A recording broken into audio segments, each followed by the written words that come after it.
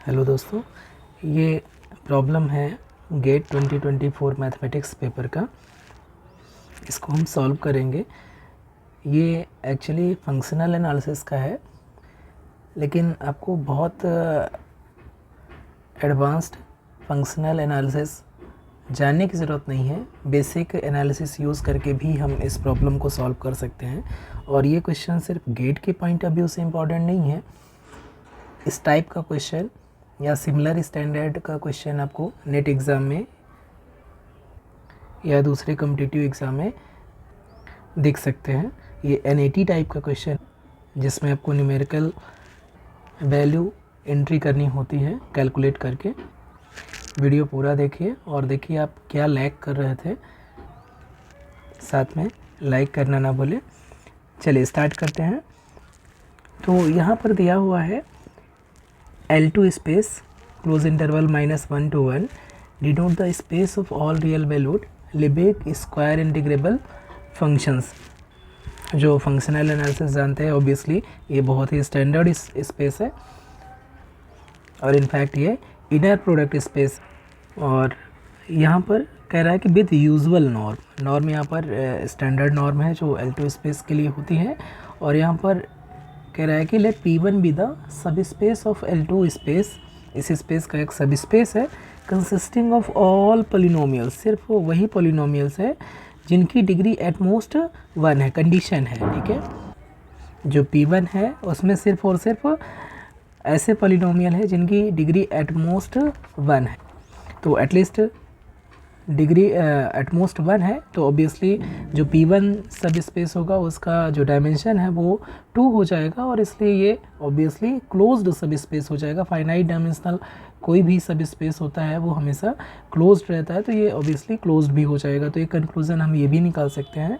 Further कह रहा है कि L2 स्पेस में कोई भी एक एलिमेंट है, ऐसा एलिमेंट है कि इसका नॉर्म का स्क्वायर दिया हुआ है, साथ में इस इंटीग्रल की वैल्यू दिया हुआ है और इस इंटीग्रल की वैल्यू भी दी हुई है। Then infimum of norm of f minus G square where g belongs to sub space P1 क्या होगा, ये हमें कैलकुलेट करना है। डिफ़िकल्टी का लेवल अगर हम देना चाहें तो 3.5 स्टार हम दे सकते हैं इसे, लेकिन हम इसको बहुत ही इजी तरीके से देखेंगे। ओके, तो जो P1 है, यहाँ पर जो P1 दिया है सब स्पेस, उसमें पोलिनोमियल्स है जिसकी डिग्री एट मोस्ट 1 हो सकती है। तो इसका जो जनरल एलिमेंट है किस टाइप का हो जाएगा, AX प्लस B टाइप का हो जाएगा। और जहाँ पर A और B क्या है, रियल कांस्टेंट है। अगेन जो सेकेंड इम्पॉर्टेंट चीज़ है, जो L2 स्पेस में इनर जो नॉर्म है वो कैसे डिफाइन होता है, नॉर्म ऑफ F, ये क्या हो जाता है, अगर हम इसका स्क्वायर लें तो ये क्या हो जाएगा, just inner product of F with F। और यहाँ पर इनर प्रोडक्ट कैसे डिफाइन करते हैं, इनर प्रोडक्ट डिफाइन होता है इंटीग्रल -1 to 1। यहाँ पर क्लोज इंटरवल -1 to 1 दिया हुआ है, इसलिए हम यहाँ पर -1 to 1 इंटीग्रेट करेंगे और F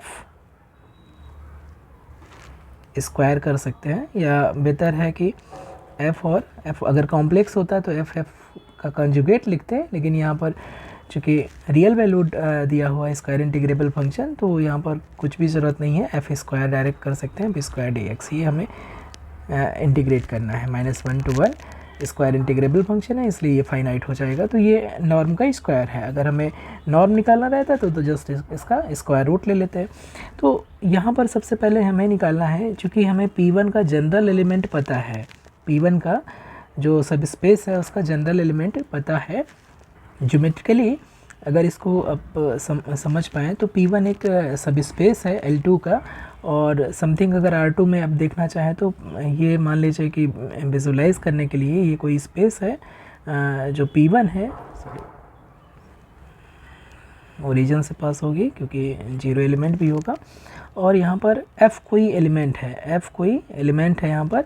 तो F से इस जो सब स्पेस है उसके बीच मिनिमम डिस्टेंस क्या होगी, और उस डिस्टेंस का स्क्वायर पूछ रहा है ना। ये infimum of f minus G का square where g belongs to P1। ये हमें इस डिस्टेंस जो मिनिमम डिस्टेंस है इसका स्क्वायर पूछ रहा है, ये हमें फाइंड आउट करना है।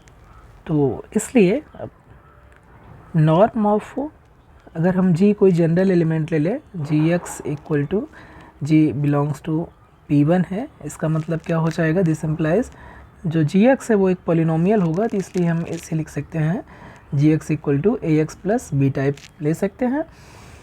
अब इसलिए क्या हो जाएगा, इसका जो नॉर्म है f माइनस जी का जो नॉर्म है इसका स्क्वायर, बाय डेफिनेशन ये क्या हो जाएगा, inner product of f minus G with f minus G हो जाएगा। और चूँकि g क्या है, g दिया हुआ है ax प्लस बी टाइप का है जनरल एलिमेंट, तो f minus ax minus B inner product with f minus ax minus B हो जाएगा। इसे हम कैलकुलेट करें तो देखिए f का पहले f के साथ इनर प्रोडक्ट हो जाएगा इनर प्रोडक्ट की प्रॉपर्टी से, फिर f का ax के साथ में, तो माइनस a हमारा कॉमन हो जाएगा, कांस्टेंट है, और ये हो जाएगा inner product of f with x हो जाएगा। फिर f का b के साथ में, यहाँ पर b कांस्टेंट है तो ये हो जाएगा माइनस b कॉमन हो जाएगा, और inner product of f with 1 हो जाएगा। फिर माइनस ax का माइनस ax के साथ में, इसलिए माइनस माइनस प्लस हो जाएगा, और a स्क्वायर बाहर हो जाएगा x का इनर प्रोडक्ट x के साथ में। फिर ax का माइनस b के साथ में, तो माइनस माइनस प्लस a और b कांस्टेंट है बाहर आ जाएंगे, x का इनर प्रोडक्ट 1 के साथ में, और सॉरी इस माइनस ax का इस f के साथ भी आएगा, तो एक टर्म आएगा माइनस a और x inner product with f। अब अगेन ये b का हमें करना है, माइनस b का इनर प्रोडक्ट f के साथ करेंगे, तो ये माइनस b हमारा कॉमन हो जाएगा, 1 का इनर प्रोडक्ट आएगा f के साथ में, फिर माइनस b का माइनस ax के साथ में, तो माइनस माइनस प्लस हो जाएगा, ab कॉमन हो जाएगा, और 1 का इनर प्रोडक्ट x के साथ में, और फिर माइनस b का इनर प्रोडक्ट माइनस b के साथ में, तो माइनस माइनस प्लस हो जाएगा, b स्क्वायर हो जाएगा, और यहाँ पर 1 बचेगा और 1 यहाँ पर भी बचेगा, तो ये 9 टर्म्स आएंगे। यहाँ पर ध्यान देना, ये चूँकि फंक्शन स्पेस है, तो ये 1 जो आ रहा है यहाँ पर, जो इनर प्रोडक्ट में 1 आ रहा है, एक्चुअली ये 1 नहीं है, कांस्टेंट फंक्शन 1 है, और ये x का मीनिंग क्या है, ये आइडेंटिटी फंक्शन है।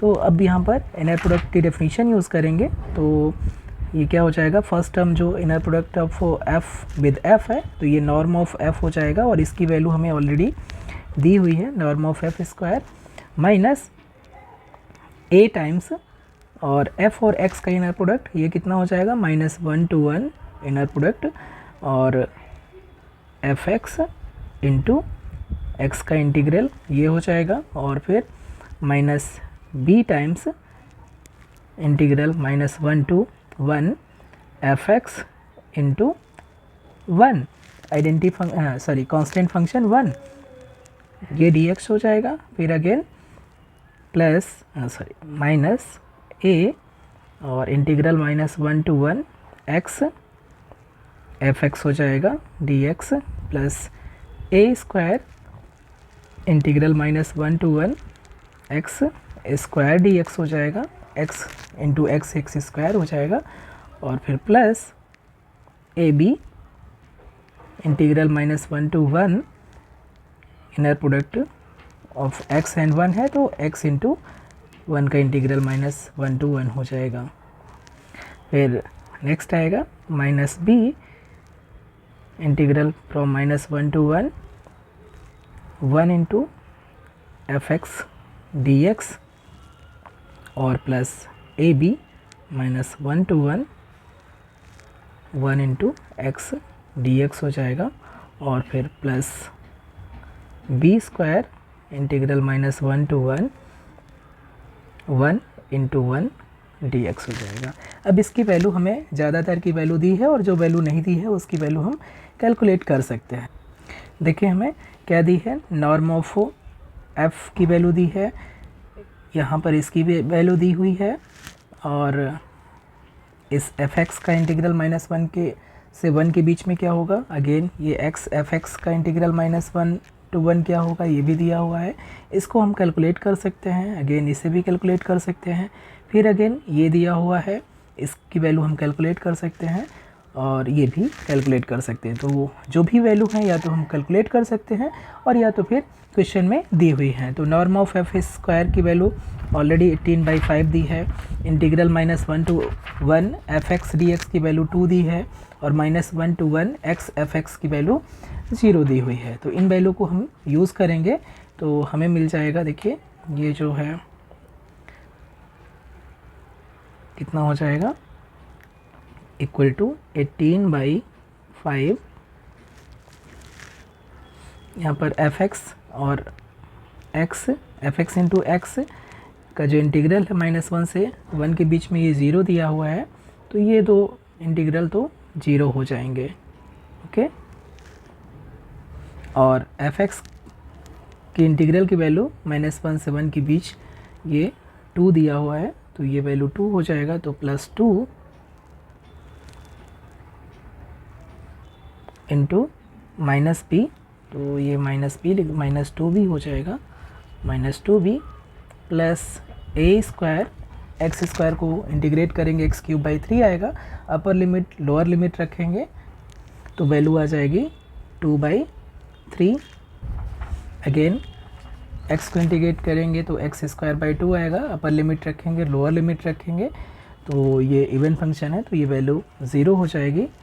अगेन ये वैल्यू 0 हो जाएगी और ऐसे ही ये वैल्यू भी 0 हो जाएगी और इसकी वैल्यू अगेन 2 दी हुई है तो -2 भी हो जाएगा और प्लस b², 1 को इंटीग्रेट करेंगे x आएगा, अपर लिमिट रखेंगे 1 और लोअर लिमिट -1 रखेंगे तो इसकी वैल्यू 2 हो जाएगी, तो 2b² हो जाएगा। तो ये टोटल आ गया, यहाँ पर हमें कितना मिल गया, 18/5 और -4b plus 2/3 a² plus 2b²। ये जो वैल्यू आई थी ये norm of f minus G square की वैल्यू थी और अब हमें इसका इन्फीमम लेना है, यानी कि a और b हमें आर्बिट्रेरी ऐसे चूज़ करना है जिसके लिए इसकी वैल्यू इन्फीमम के बराबर हो जाए, यानी कि मिनिमम लेना है, हमें मिनिमम फाइंड आउट करना है अगर एग्जिस्ट करे। और तो अल्टीमेटली इसका इन्फीमम इसका मिनिमम हो जाएगा अगर एग्जिस्ट कर रहा है, और ये जो प्रॉब्लम है कन्वर्ट हो जाएगी मैक्सिमा मिनिमा का इन 2 वेरिएबल, जहाँ पर फर्स्ट वेरिएबल a है और सेकेंड वेरिएबल b है। ए बी यहाँ पर कोई भी रियल नंबर हो सकते हैं।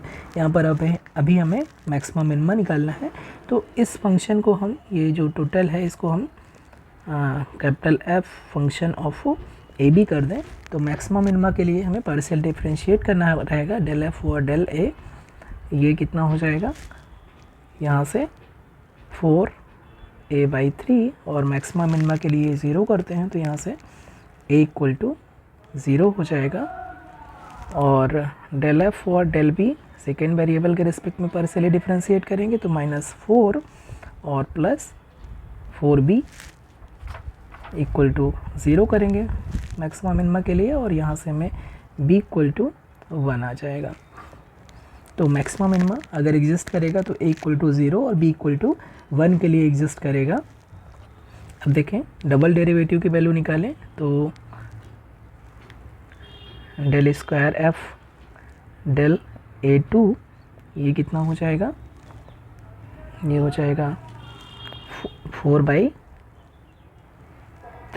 जो कि पॉजिटिव है, और del 2f और del b² ये 4 के बराबर हो जाएगा, और जो मिक्स डेरिवेटिव है del 2f और del a del b ये हमारा 0 हो जाएगा, इसलिए del² f del a² into del² f del b² minus del 2f और del a del b का होल स्क्वायर, ये 4/3 इंटू 4 यानी कि 16/3 आ जाएगा। और ये क्या है, पॉजिटिव है, इसलिए हमें क्या मिलेगा, इसलिए मैक्सिमम मिनिमम टू वेरिएबल की जो थ्योरी है यहाँ से हम कंक्लूड कर सकते हैं, हेंस FAB is minimum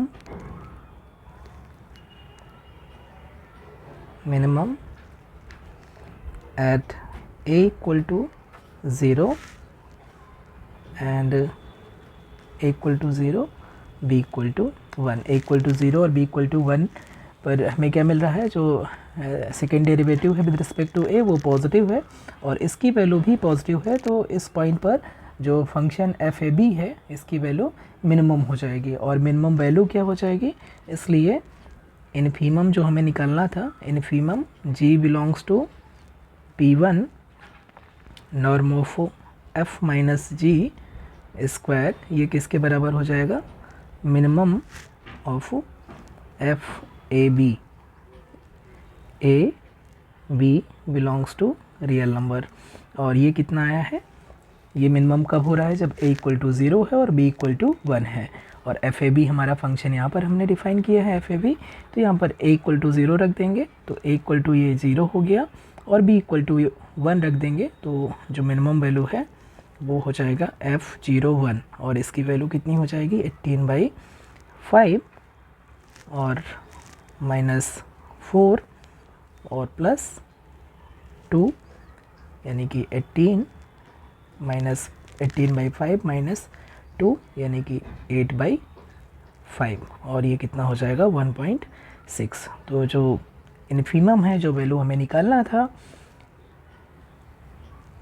जो वैल्यू हमें कैलकुलेट करना था, इसका इन्फीमम ये कितना हो जाएगा 1.6 हो जाएगा।